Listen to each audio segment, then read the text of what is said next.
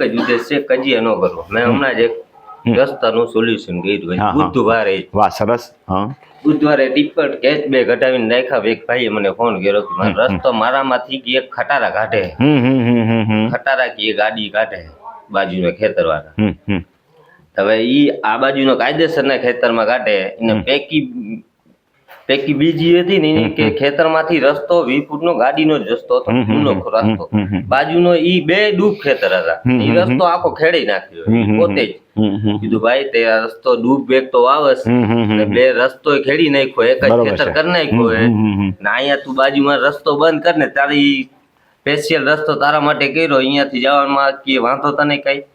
કીધું ન કરતો મામલતદાર કોર્ટે ન કરતો ને તારી ડૂબે ગેરકાયદેસર બધું જશે ના. અહીંયાથી રસ્તામાં કાયદેસરનો પોળો રસ્તો હોય, તારે અહીંયાથી ગાડી શું બધું કાઢવા દેવું. બરોબર છે.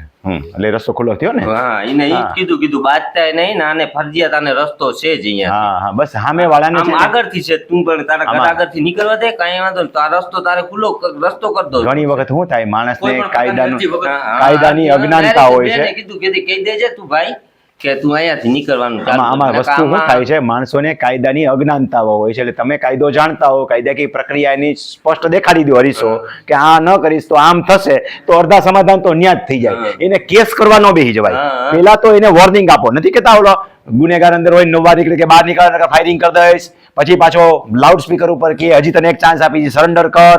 પછી ખોટો ગોળીબાર કરે કે નીકળ સરેન્ડર કરી કહે, પછી ન આવે તો ફાયર કરવાનું. આપણે આ ધ્યાન રાખવાનું, સીધું ફાયરિંગ કરવાનું થતું નથી. કોઈ પણ જગ્યાએ પેલા સમાધાન પ્રક્રિયાથી હળવેશથી વાત કરવી, પછી પ્રેમથી વાત કરીને સમજાવવાનું. ન સમજે તો કાયદાકીય પરિસ્થિતિ આ થાય એ સમજાવવાનું. પછી હજી એકવાર છેલ્લી વાર કહેવાનું, ભગવાન શ્રી કૃષ્ણે છેલ્લે કીધું હતું ને અડધું ભાગ દઈ દે, પેલા કીધું 5 ગામડા દઈ દે. તો આપણે એ કહેવાનું ભાઈ હવે હું કોર્ટે જાઉં છું, એના કરતા તું ભાઈ રસ્તો દઈ દે, પછી તારે દેવો પડશે, નહીતર પછી માં જવાનું. પણ અહીં સુધીમાં લગભગ પ્રેમથી પતાવો તો પતાવટ થઈ જતી. અને તમારા કેસમાં થઈ ગયું, બહુ સરસ કર્યું. હાલો.